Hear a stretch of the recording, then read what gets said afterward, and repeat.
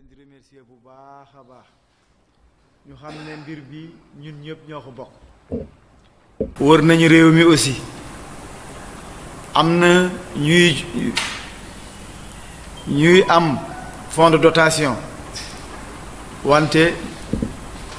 du ñuy jottali nu ko ware mais macha allah man bi ma dalee fii daaw ba léegi li may dégg ci seen maire lu rafet rek yàlla moo tax may wax ren laa ko xam mais li ma jot a dégg parce que ku gan soo ñëwee da ngay dégg lépp ak rek laa dégg ci moom te lu ma déggoon ci moom confirmé na ko tey ci bi ma fekkee matériel bi ñëw bu ma wonee lu mu jëndal pour école yi bu mu ko génnee dama kontaan ma ne li ñu waxoon am na wax na fii defaral ay photocopieuse joxe na ay ordinateur ci biir école yi am na loo xam ne teg naa ci sama bët dem naa école Sarr gis naa loolu donc loolu lu rafet la ma xamal ne sa bopp rek ngay defal ku def lu baax yàlla fay la parce que ndimbal bi ci élèves yi lañu jëm mais kan moo koy gën a njëriñu mooy parents yi ku am ñaari doom walla ñetti doom ñu ne la jëndal fourniture soo lambee sa poche de soo moytul nga yuux mais li nga def dana tax parents yi seen xel dal école nag ñett ñoo ko sekk jàngalekat parents d'élèves ak élèves képp ku deful wàllam duñu gis résultat bi may ñëw dama ne bureau examen et concours nañ ma génneel résultat district Pout yàlla def bi ma xoolee résultat yi bu mu xoolee commune Pout ngàcc ngalaama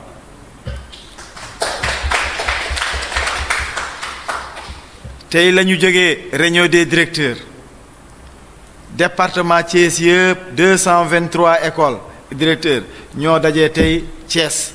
fa la ñu yendu mairie Thiès résultat yëpp laa teg mais ci district yi Pout mooy P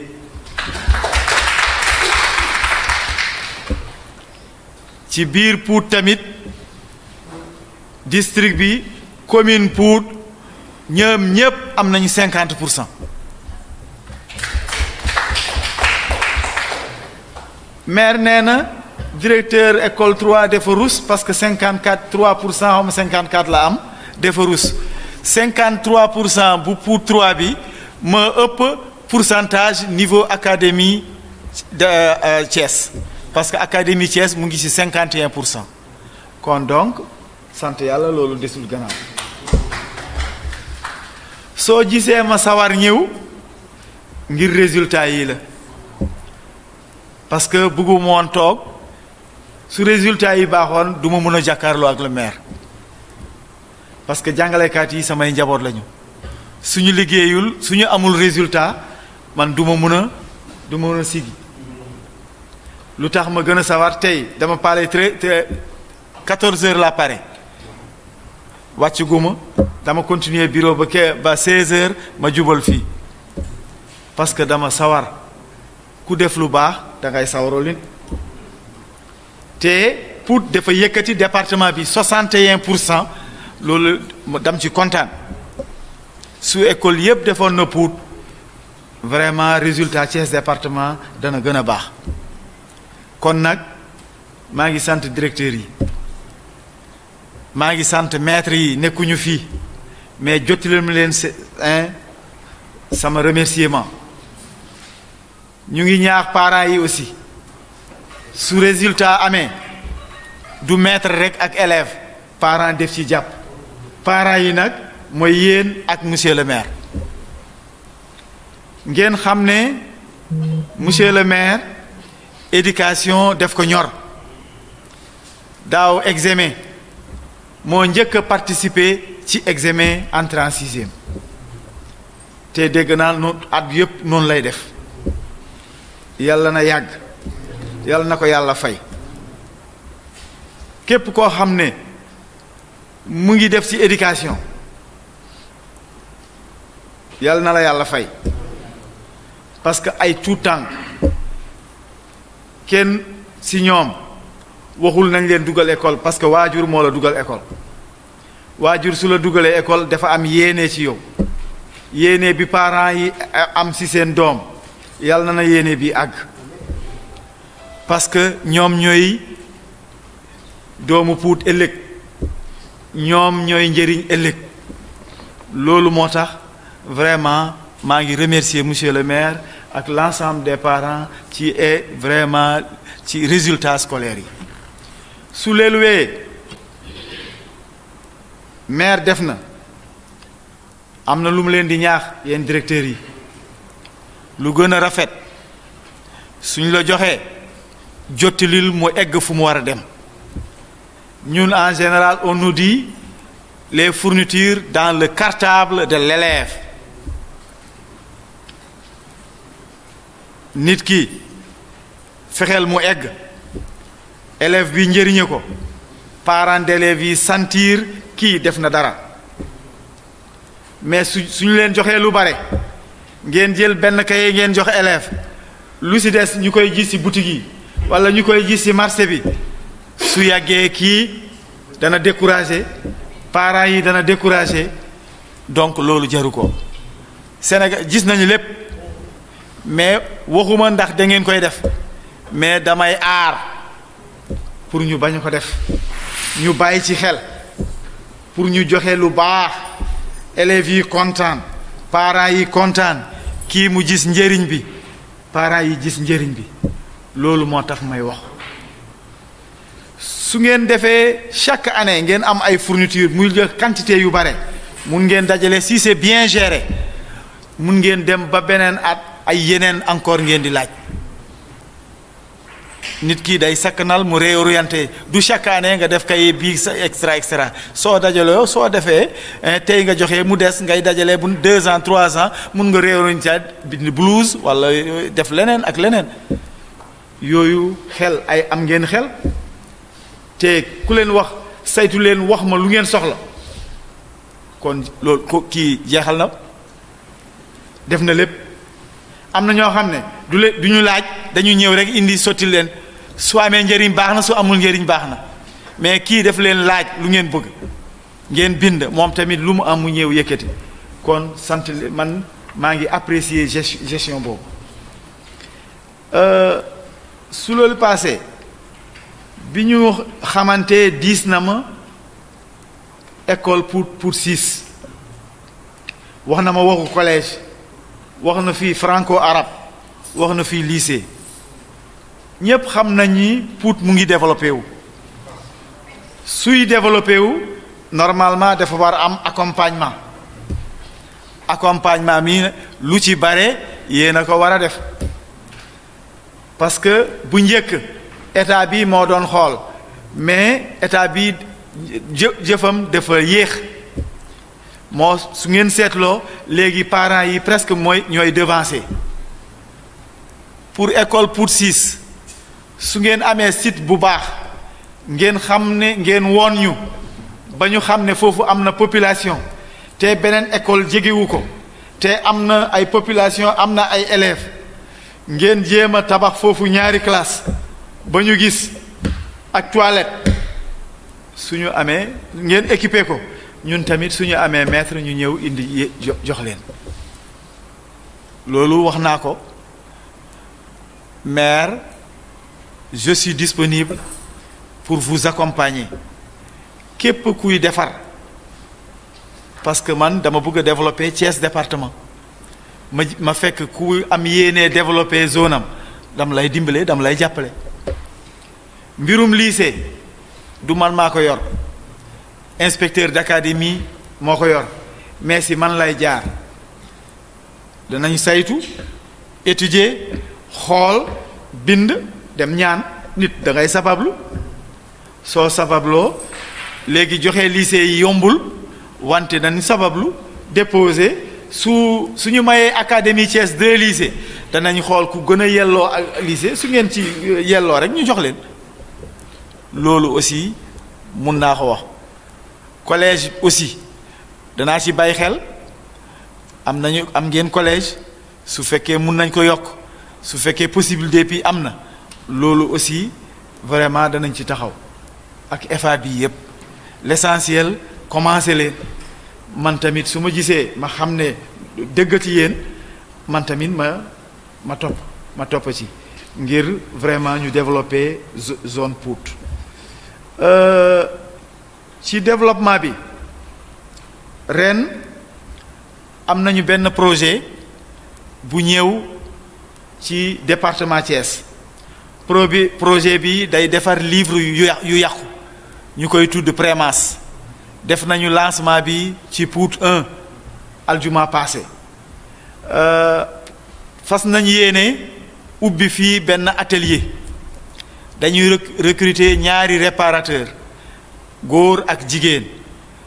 jeune bu am 15 ans ba 35 ans fekk jàng na ba am BFM wala am na niveau BFM fekk amul fu mu jàpp mu ñëw ñu def sélection mu def appel à candidature ñu def sélection fii ci Pout ñu déposer dossier yi ci Déthiou ñu def sélection yi ñu jël ñaar yi danañ waxtaan ak maire ak école yi ñu wutal leen fii atelier ñu def benn micro entreprise buy defar ay livres yu yàqu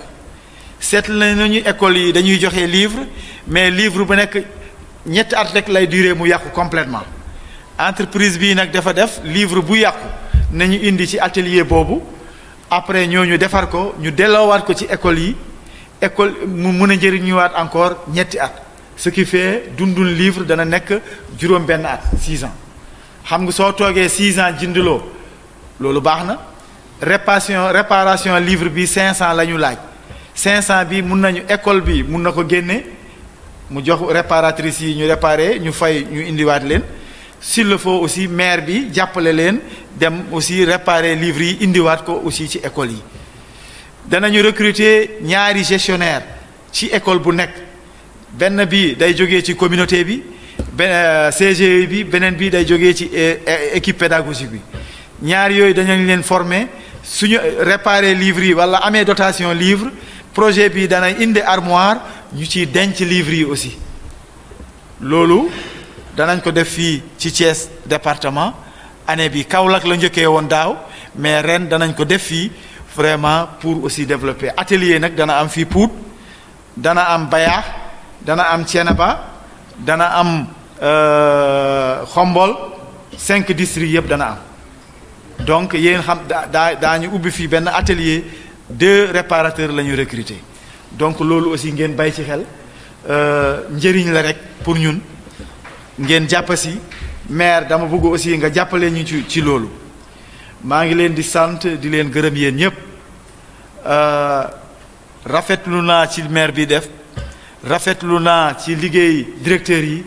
maa ngi ñaan yàlla éducation pour dem kanam ba déwén ñu am ay 100% ñu am vraiment ay résultats yu baax maa ngi leen di sant maa ngi leen di gërëm. C'est presque 2 CM et puis espace bi nekk foofu ci CM1 mën na sax amaat beneen école ci ginnaaw donc xam naa ni loolu maire xam naa bu jógee dina ko gën a saytu te pour dafay màgg vraiment de l'autre côté te gën nañ fa soxla école 6 bi bu amee dina am lu munu régler te du régler yëpp mais bu ñu mënoon am ñaari école jàpp ñett mooy li gën waaye nag bala ngaa laaj ñaar wala ñett da ngay laaj benn su ñu amee benn boobu wax dëgg yàlla dina xaw a wàññi tuuti problème yi su ko defee au fur et à mesure nag muy dem yàlla mën na def ñu amaat yeneen di leen sant di leen gërëm di sant tamit comme ni nga ko waxee rek sunu papa yi nga xam ne ni ñoo ñuy jàppale taxawaay bi rafet na lool dans les écoles sant aussi sunu directeurs yi vraiment à chaque fois dañuy waxtaan ak ñun toujours les problèmes de l'école ñu nit li ñu mën ñu ngi ko ciy def dafa nekkoon rek cérémonie boo xam ne nii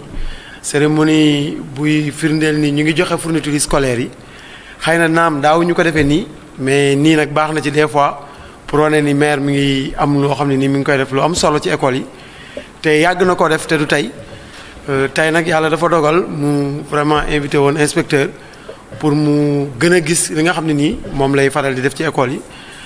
ñu ngi sant ñëpp di gërëm ñëpp wasalaam. sant ñëpp di baalu àq di jox cachet wu solennel sunu cérémonie bi mooy wone lii maire di def ci école yi vraiment lu ñu rafetlu la parce que vraiment mu ngi def ci école yi tant sur le plan du matériel scolaire que de la construction des salles de classe du lu yomb ñoo ngi siy gërëm wante moom itam mën na ko ndamoo parce que inspecteur léeg-léeg dafa wax ne si district département Thiès yëpp district Pout mooy paie si école Pout yëpp amul benn école bu am moins de 50%. Alors 50% moyenne nationale ñun ñëpp jéggi nañu ko ñu si sant yàlla parce que yombul olof day wax naan kii la abul bët wala mun a fay xool mais ndokk yàlla bi nga xam ni yàlla suturaal nañu ba lu ñu doon xaar si ñun ñoo ngi si xeeb nañ ko nag xeeb nañ ko école 1 bi am 80% xeeb na ko parce que nit ku ne si li ngay yëngu ngay mën am prestige bu doon suñu sago école yëpp ñu am 100% yombul nag parce que buñ nee jàngale danaan maître bi danaan élève bi mais danaan aussi parent d'élève bi daanaka sax résultat classe kër ga la parce que xale bi su amul encadrement familial maître yi dana sonn defal ko leçon en classe mais su ko jàngul kër ga day nax saay kon également ñun directeurs yi du ñu manqué loolu parce que dañuy manager danañ won résultats yi population bi parents yi am nañ ci rôle bi ñuy jouer xale yi su ñu encadré à la maison man gëm naa ne mën nañu am lu wér ci loolu te fa lañ jëm de incha allah vraiment ñu leen di sant di leen gërëm di wax nag ñun directeurs yi am nañu problème lool surtout d'inscription au CI la densité à Pout est devenue très forte daaw bi mu ñëwee ma nekk gan am na xale yi nga xam ne mënuñu woon jàng ça fait mal au cœur parce que ñun jàngalekat lañu loolu la ñuy fayee bu doon suñu sago dañu am élèves yu ñuy jàngal mais aussi classe du élastique li mu war continuer la mën continuer ay ensuite soo bëggee am résultat yu baax foog aussi nga mën limiter ce nombre d'élèves c'est lié parce que aussi de 8h à 13h à chaque instant chaque élève a besoin du maître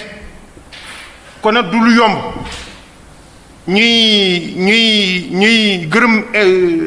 le maire mais di ko wax également que classe yi dans les écoles c'est important man ren par exemple soo amee fit ubbi ñaari CI parce que classe bu bees bi classe yu mairie bu bees bi c'est un CI2 am naa place moo tax ubbi ñaari CI sinon danañ dàq élèves yu bari ñu dem alors du lu war éducation au niveau des enfants c'est un droit les enfants ont un droit d'éducation kon nag tant que ñoo ngi ciy mën ci école yi dañ koy def wax ngeen fii waxu école mais je pense qu'il y a 2 quartiers yi nga xam ni foofu yeneen école ça s'implante de rigueur et sant yàlla fee war na am école mais Touba Pout war na am école 1 def naa fa 5 ans xam naa réalité man bi mu ñu koy école 1 sama CI2 75 gosses la CI2 75 gosses c'est pas facile à gérer kon nag loolu su amee dana alléger population dana alléger effectif dans les écoles et par voie de conséquence les résultats daañu ci suivre wallaay monsieur le maire xëy na sax ngeen ne kontaan nga wante eggaguñ suñu bëgg-bëgg ñun lu ñu nisër mooy chaque année Pout nekk ci kaw danañ si xar suñu tànku tubéy nag yàlla mooy dogal ñu ñaan ci yàlla suñu borom bi yàlla nañu yàlla bu yàlla neenal suñu effort lépp lu ñu ci def muy nekk su yéene si ñun yàlla nekk ndam mu nekk suñu ndam à l'école ndam ci quartier bi ndam ci biir Pout wasalaamaaleykum wa rahmatullah di baal ak ñëpp di ñaan suñu borom boole ñu jéggal ci barke Seydina Mohamed di rafetlu lool teewaay bi naam jëkkewul tey mais tey moom dafa gën a neex ndax li ko tax a gën a neex mooy suñu inspecteur bi teew te ñun gëmul lu dul njàng mi lu dul jàng ñun soxal jàng rek lañu bëgg naam suñu jàng soriwul nun ndax man mii di wax ak yéen 55 laa dugg école 61 laa ko génn mais tey école rek laa gëm man école kii xam na ci dara ñoo bokk école ak sa si école rek lañ gëm li ñu jëkk a wax jëmale ko suñu maire bi man mën naa ci seede lu bare c'est pas la première fois que muy defal lii école yi da koy def di ko def ci examen yi ak examen yi li mu ciy def tubarkàlla macha allah di ko ci gërëm di ko sant di sant ki nga xam ne moom moo jiite commission éducation muy monsieur Yade ak ñi nga xam ñoo la ko séqal ak toute l'équipe municipale di leen wax ni suñu kontaan nañu trop lii jëkkewu leen ko tey monsieur le maire te du ngeen ko mujjee tey dem na ci ba démb rek laa jaar école bi ma fa jaaree benn parent la ma jëkk a wax man de sama doom dafa dikk ni ma kaye mais du ma jënd ndax daaw amul benn parent d'élève bu fi jënd kaye ma ne ko ren benn parent du jënd kaye incha allah au plus tard ajjuma di ngeen jot lépp te ni ko monsieur l'inspecteur waxee ni dafa bëgg directeur yi di leen ko jox ñu di ko def ci saag yi noonu la amee ak Pout au niveau de Pout doxaguma ba dégg benn parent d'élève bu ne man kat samay doom joxuñu leen déedéet lépp lu nekk ci expression de besoin bi ñu dugal ko ci kii bi mais directeur d'école dañu ànd ak ñi ñu ko war a àndal joxe ko ba mu jeex tak loolu moom mën naa ci seede muy école 1 di école 2 di école 3 di école 4 di école 5 loolu mën naa koo seede kon dañuy wax ni monsieur le maire gàcce nga la ma yow ak sa équipe pédagogique ñu ngi leen di sant di leen ñaanal yal na yàlla gën a yokk seen man-man gën a guddal seen fan gën a wéral seen cër ci barke Seydina Mohamed di ndokkee nit directeur d'école yi ndax directeur d'école yi tey pourcentage bi monsieur l'inspecteur wax c'est grâce au directeur d'école caaxaanewuñu njàng bi ñi ngi teg seen équipe pédagogique fi ñu leen war a teg équipe pédagogique bi yëkkati élèves yi teg leen fi ñu leen war a teg mooy sax pourcentage bi ñu am ko te it comme ni mu ko waxee doyen ren day yokk xam ne 100% jafe na de mais xalaat naa ni am ko dina yomb te yàlla dina leen ko defal parce que seenu laabir ak seenu jàppandal ci enseignement bi wane na ko loolu man am naa ci seen bët fi may àggalee nag di mujjee mooy que ni benn doléance bu may ñaan monsieur le maire ñun fële à l'école 3 classe CM2A bi dër bi dafa yàqu complètement porte bi aussi ci ngelaw la passé xam nga volet yi xam naa dañ ko desewoon a maal ki mu ñëw damat ko yëpp loolu boobu doléance moom dama noonu naa ko ci dugal rek di ko ñaan ku ñu ci jàppale te yàlla tax ñi ngi sant ñëpp di gërëm ñëpp di ndokkeen ñëpp asalaamualeykum wa rahmatullah ngeen baal ma mettre en rapport ak Ndické pour le plus rapidement possible mu dem seeti ko pour que lu ñu ko mën a def avant fin mois de novembre ñu def ko parce que vraiment am na effectivement lu ñu tuddee entretien yi nga xam ni mooy lépp lu mairie moom rek entretien rubrique boobu mën na koo jël en salle damay faral wax ni budget bi moom lu mu prévoir te loola doon loo xam ne lu nu mën la bu ñu ko yëgee daan ci jëm dara parce que dër classe moom wax dëgg yàlla te rubrique am bu ko mën a def bu ñu ko waxee mënuñu def lu dul agir si rapidement ñeneen ñi aussi bu dee am nañu yu détails yoo xam ne ma nga fa bu ñu ko waxee aussi daan ko si boole parce que dañuy bëgg a profiter le maximum possible par rapport ak l'entreprise qui est là-bas aux HLM pour que yu sew sewaan yooyu buñ ko si mënee boole rek ñu jox ko mu defal ñu ko benn yoon. fi may waxee rek xëy na dafa am benn anecdote bu may joxe ñu bari danoo wax fii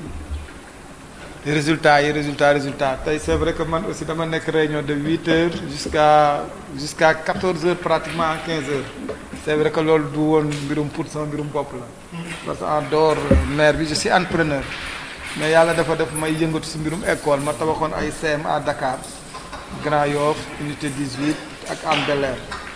tey bi nu nekkee réunion principal bi moom moo jël premier au niveau de Dakar avec 75%. Après fekk avant inspecteur ñëw ma di ko draaye naan ko xanaa 100 nga jëm mun man kay 100 laa jëm te bi mu naan ma 100 laa jëm daf ko jëm damay confirmer rek Ndiaye li mu wax ni 100% mën na nekk effectivement gëm-gëm rek la bi nu ñëwee ba inspecteur ñëw waa ministère ñëw ñuy waxtaan après bi nu jëlaatee parole gars yi ñu ko moo je pense que ni maintenant li ñu lay sant mooy nga dem 100%. Mais 100% moom dafa am lu koy indi c'est vrai que maître bi am na ci solo bu baax mais condition njàngale bi moom mooy numéro 1 parce que effectivement CEM yooyu boo demee tiim ko rek yow boo dee jàngale da ngay envie jàngale fa booy jàng da ngay am envie jàng fa honnêtement parce que ils n'ont rien à envie avec les écoles européennes rien honnêtement da ngay ñëw tugg ci école bi rek de inspecteur sax mi ngi koy wax mu ni boo ñëwee gis engouement bi am ci école bi da ngay sentir que ni élèves yi bëgg na noo jàng bëgg nañ fay jàngi donc loolu dafay wane rek ni bu ñu leen waxee ni responsabilité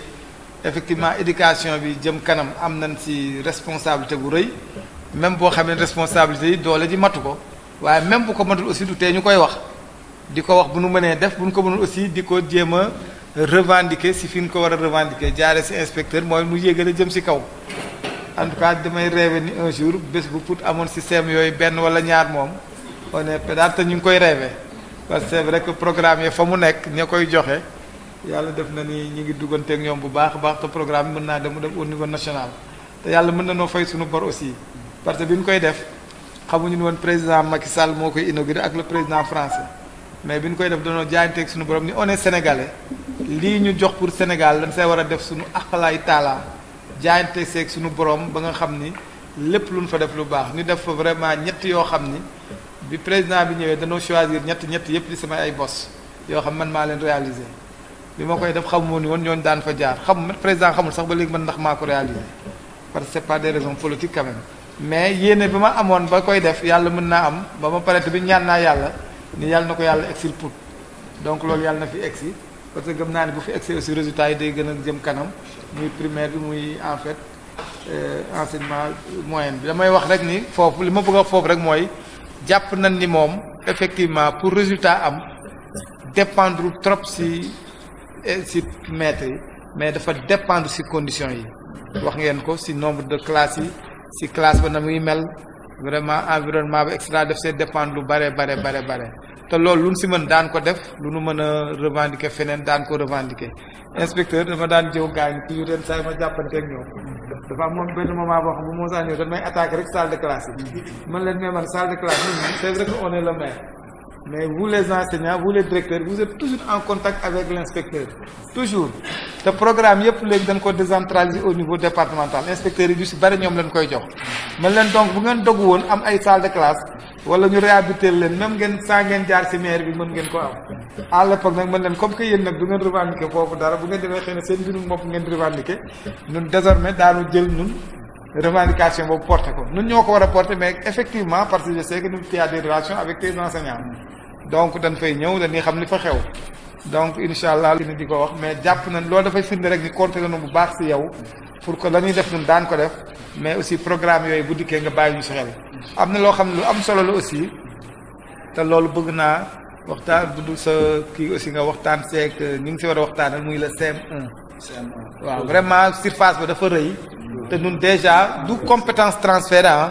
mais de temps en temps ñun on ferme les yeux parce que ñëpp xam ne ñun primaire la ñu yore mais tellement que ni problème yi dafa bare ba même boo réussir primaire dem secondaire yi problème yi am ça c'est à 0 tu ne règles pas le problème parce que aujourd'hui boo réglé primaire ñu jàll 80% nga dem secondaire bi ñuy toog à 80 résultat du am bon ñun xam nañ si dara parce que yenn saa yi on donne des bourses scolaires au niveau enseignement moyen wala même lycée mais boo xamee chaque jour li ñuy recevoir ci kër man je me rappelle ñi maa leen loué sama kër mais mosuma faa lekk 1 franc parce que je suis obligé ma jox ko ba mu jeex parce que tellement que nit ñi dañuy yaakaar bi ku ñu di ko ma témoin damay jot ci ay demande damay jox ba au lieu ñu fay ma location chaque année dama daan joxe 1,5 million pour compléter c'est après la xalaat ni mais pourquoi mairie bi waru mën a jël en charge loolu je l'ai fait pendant 4 ans avant mairie bi jël en charge 2 ans après arrêté waat parce que dañoo jël benn année on a pris 32 personnes deuxième année bi on a pris 42 personnes mais on avait même des difficultés pour payer si la ñu arrêté daaw ren on est en train de voir est-ce que duñu jël une quinzaine mais même bu ñu jëlee une quinzaine je serai obligé encore ni ma daan def ma dellu ça veut dire quoi mooy éducation mu ñun daf ñoo soxal honnêtement daf ñoo soxal te xam na ni c'est l'avenir de demain parce que ma naan investissement la boo xam ne nit du ko teg bët mais yàlla moom gis na am na ko wax sànq ni lii mosuñu koo def di joxe article scolaire woo télévision wala woo benn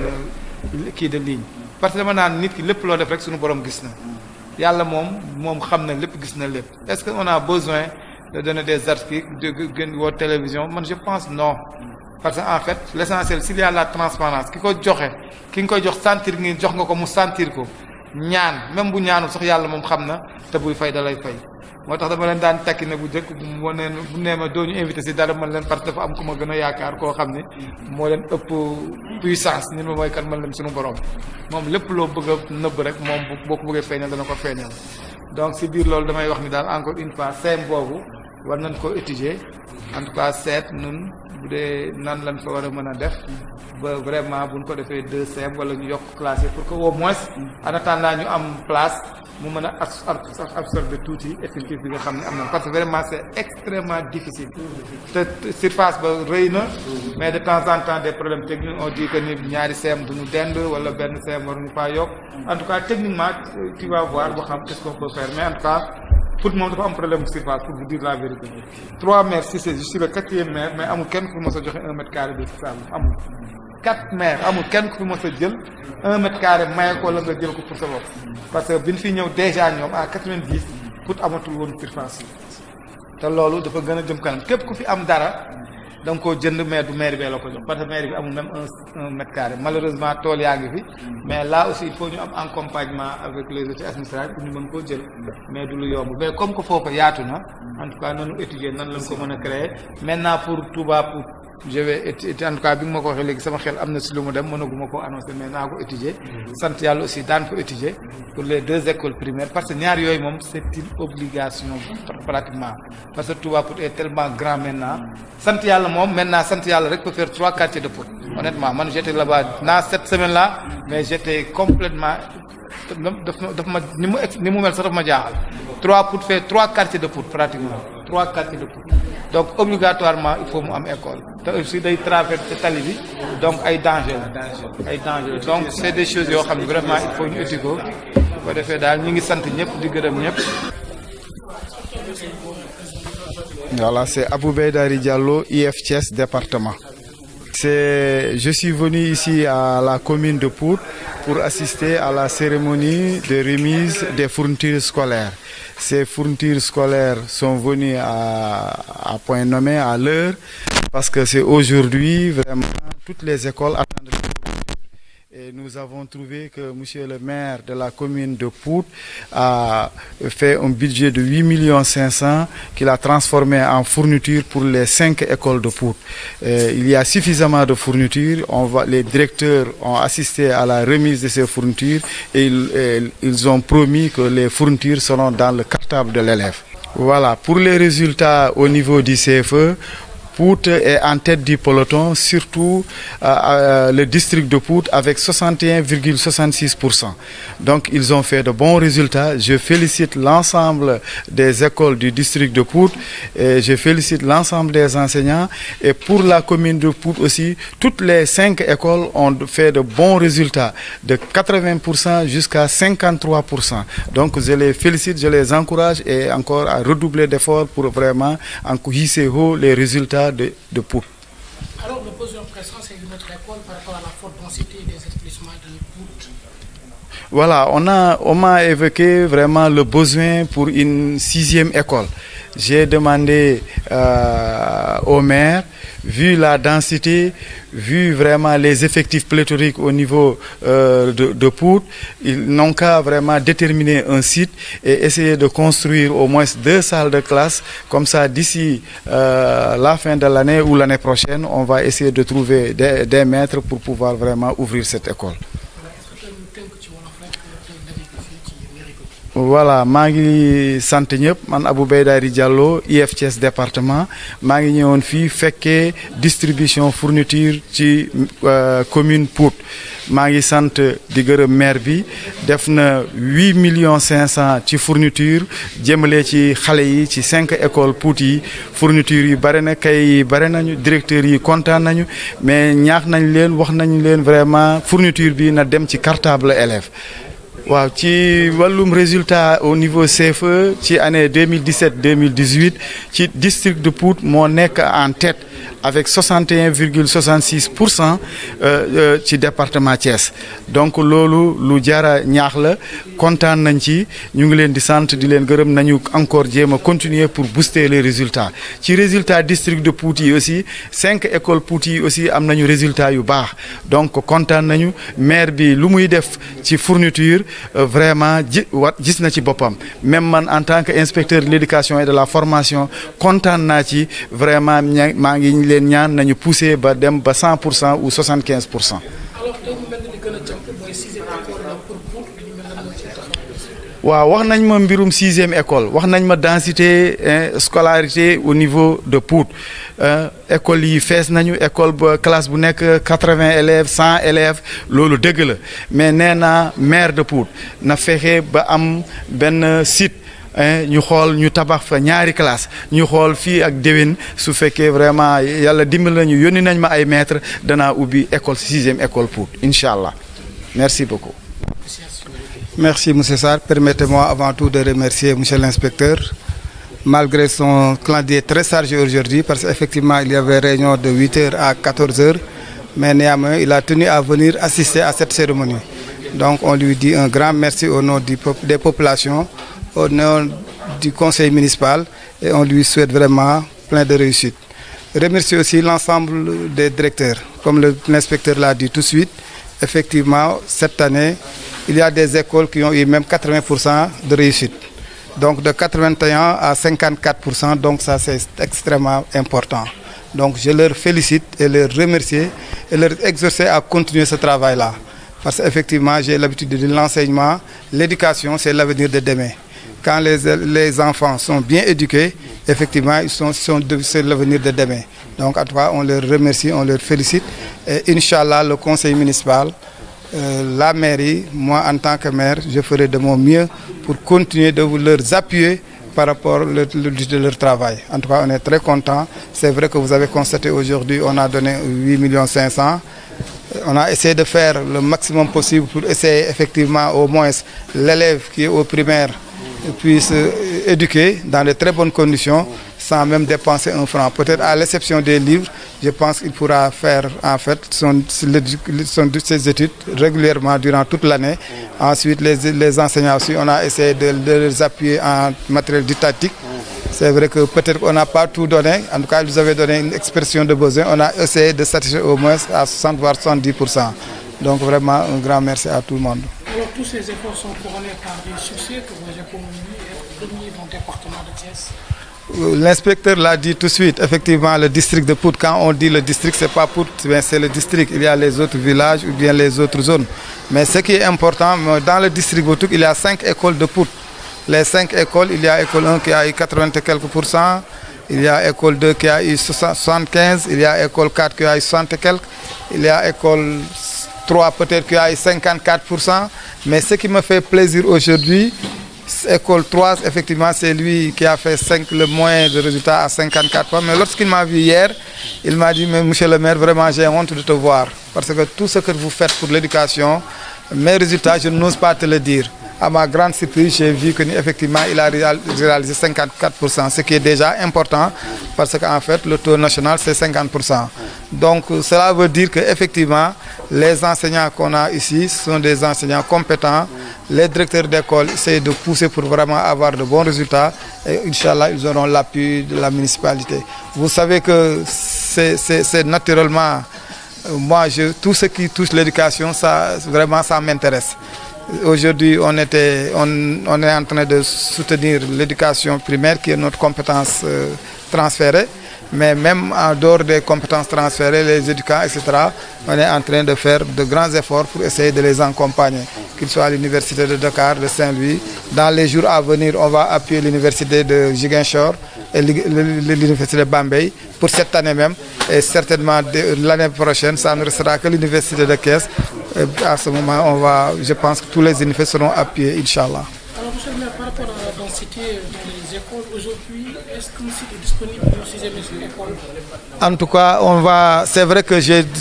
dit tout de suite à monsieur l'inspecteur, je suis le 4e maire de Pout, mais aucun maire n'a pu quand même attribuer 1 mètre carré de terre à Pout. Parce que Pout, c'est vrai que c'est très dense, il y a une population de plus de 40 000 habitants, mais malheureusement, il n'y a pas de terre disponible. Mais au moins, aujourd'hui, je peux vous dire qu'on a ciblé un terrain qui, dès demain, on pourra le faire une école. Ça, je peux le dire tout de suite. Et que je pense, comme il l'a dit, nous, on va prendre nos dispositions, essayer de faire 2 classes. C'est vrai que le seul problème, c'est ce terrain-là est trop proche de l'école 1. Et d'habitude aussi, bon, ça, c'est des critères qu'ils n'acceptent pas. Bon, maintenant, on va essayer de voir ailleurs, de faire des recherches pour voir comment on peut avoir un terrain. Ensuite, essayer de construire, parce que déjà, on a un projet de 340 millions. Et notre objectif, c'est sur 3 ans. Mais notre objectif, c'est tous ces 340 millions, c'est de l'investir en santé et en éducation. Donc, aujourd'hui, on peut dire d'une manière très claire qu'on a la possibilité, effectivement, de démarrer quelque chose. Maintenant, l'État va nous accompagner à travers monsieur l'inspecteur. waaw li ma doon wax rek mooy jëkk gërëm bu baax a baax inspecteur parce que c'est vrai que réunion la nekkoon 6 heures 8 heures ba 15 heures jóge fa ñëw fii directement pour assister lii dañ koy sant di ko ñaanal mission bi nga xam ne tey yàlla dénk na ko te yàlla woyofal ko yàlla defal ko résultat yu bare damay faral di wax naan mission du tuuti ñun aujourd'hui ay maire lañu président de la République am na ministre am na mais ndomb tànk boo mënti yore rek ndomb tànk la boo xam ne buñ la dénk la mais buñ la ko dénkee daan la ko laaj te wax dëgg yàlla à travers lui bi ma ko gisee daaw ren mooy sama bi yoon mooy sama ñaareelu gisee ak moom mais gis naa ni daal jiital na ngor jiital na diine jiital na éthique ak moralité par rapport ak li mu yore moo tax ñu koy ñaanal ndam lu rëy ba vraiment ni mu ñëwee rek mu tasantee ren effectivement district Thiès pour jël premier ñu koy ñaanal aussi district yi mu yore yëpp dem ba ci département wala ci région bi ñu jël paie tegale ko te yàlla may ko wér ak xéewal yu bare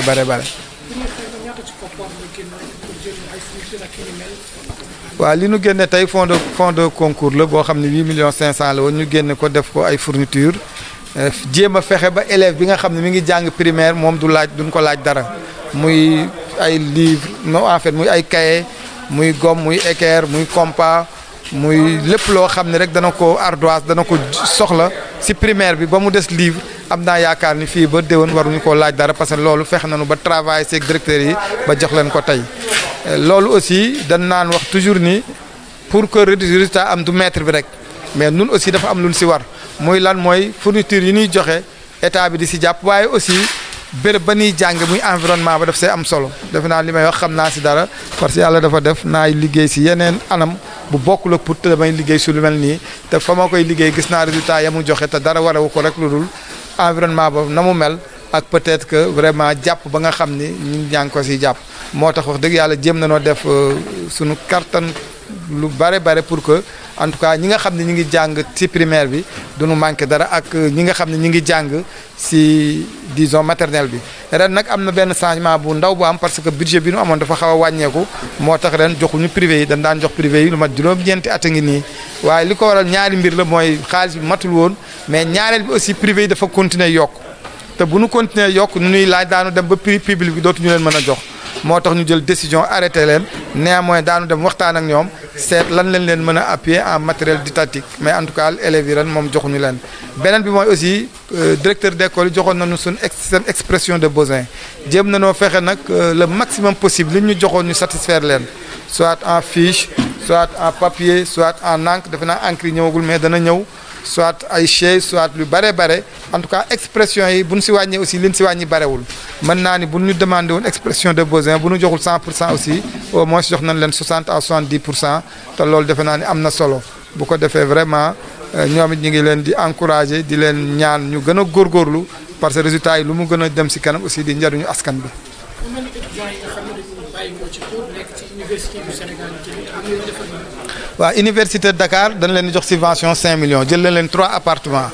fi ma li may wax si foofu rek mooy loolu du une obligation dama naan d'ailleurs dans le budget rien n'est obligatoire absolument rien ñu bari nag dañuy jaawale wote nañu lii wote nañu lii mais à part fonds de dotation yi nga xam ne état jox nañ ko loolu rek mooy obligatoire mënoo koo def feneen lu dul loolu mais lu weesu loolu rien n'est obligatoire te ñoom li ñu leen di jox si fonds propre lañ leen koy joxee donc Dakar jël nu 3 appartements fay nañ ko déjà Saint-Louis daan leen jox subvention 1 million mi ngi en cours université Bambey université Tëngé bu Ziguinchor waxtaan naa ak ñoom semaine bii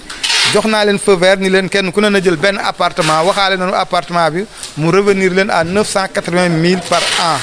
naa ko fay année bi yëpp ba mu jeex naa fayal Bambey ren naa fayal Ziguinchor ren mu des kees et je pense que ñi ngi may dégg bu ñu ma déggee nan ma ñëw seet si ñu jéem a seet ñoom it nan leen si boole parce que damay wax ni du compétence transférée waaye ay doomu puta fay jàng te ñëpp war na noo nangu wala d'accord que ni jàpp naa ni université Sénégal yi li fa nekk si doomu put di réussir léegi am na solo jàpp naa ni képp ku ñi nga xam ne ñi ngi jàng au moins dañuy réussir à 80%. Ça fait 10 ans de cela réussite bi boo ko doon estimé ça tourne autour de 15-20% parce que sénégalais moom mën na xiif muñ ko mais li mu mënul muñ mooy fu mu fanaan moom bu ko amul rek wax dëgg yàlla loola moom day daal di ñibbisi dans door seen logement yi man personnellement dama siy def ay appui personnel si wifi bi di leen ko fayal di leen may ay matelas di leen may ay chaise koor gi passé j'ai mis dans ma en fait j'ai dégagé 500 000 si day denrées alimentaires may ko waa Dakar pour koor yooyu yëpp dañ koy def rek pour accompagner leen waxuñu ko defe naa ni pour ñi ko fi yëg sax bariwul parce que defuñu ko pour nit ñi yëg ko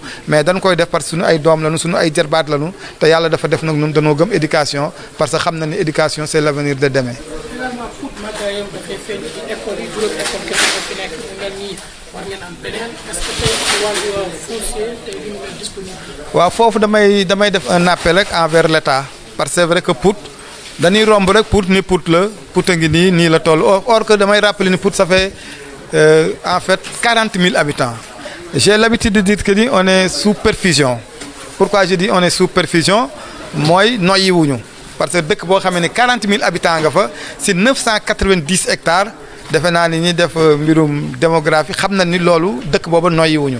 donc laaj na ñu yaatal dëkk bi muy benn loolu nag dañ koy waxtaane ak sama collègue sama xarit Momar Ciss mi nga xam ne moom moo ñu wër parce que ñun île lañu parce que Pout c'est une île parce que Kër Moussa da ko encercler loolu je pense que ni acte 3 yi dana ko régler c'est vrai que j'ai l'habitude de dire que ni de temps en temps nos politiques amuñu bu ñu jëlee benn décision courage jusqu'au bout mais je pense que ni président xëy na yàlla dana ko may deuxième mandat et que bu ko mayee deuxième mandat il va régler le problème d'incohérence des territoriales parce que en fait comme on est à la veille des élections il n'ose pas le toucher il faut dire les choses quelles qu'elles sont mais c'est la vérité mais en tout cas on a besoin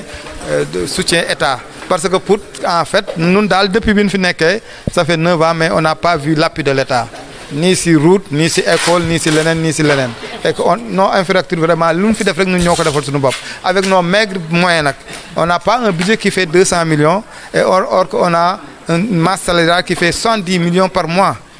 par an donc la moitié c'est ses salaires mais néanmoins par rapport ak sunu bëgg-bëggu yeneen yi ñu teg ko fële jéem a def le minimum on a pu réaliser beaucoup de choses mais état bi moom sentiruñu leen gisuñu leen mais je pense que ni à travers mon ami l'inspecteur qui est là tey ñu wax ko li nga xam ne mooy problème yi defe naa ni dana doon suñu interprète au niveau de l'état pour que école yi ñu yokk ko mais du école rek on a besoin de route on a besoin de centre de santé on a besoin de commissariat de police on a besoin d'autres choses on a écrit partout mais on attend toujours pour le moment gisaguñu dara